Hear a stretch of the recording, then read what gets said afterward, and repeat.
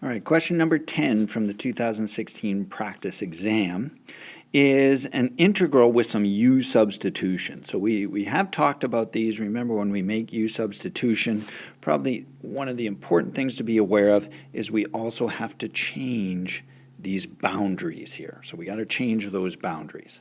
So make sure we can see them.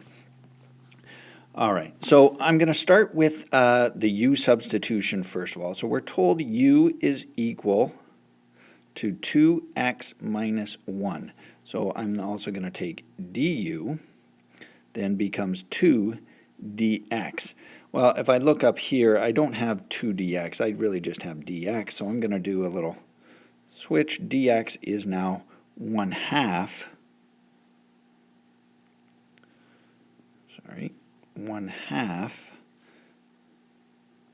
du.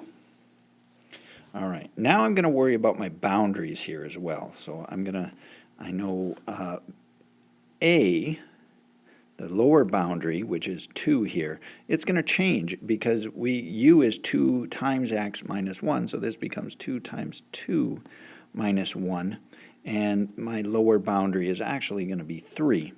I'm going to do my upper boundary, b 2 times 3, so instead of x being 3, I'm going to put it in here, and it is going to be 5.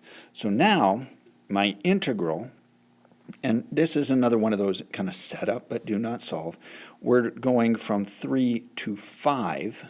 So right away we don't want that one or that one, so we've cut our choices in half.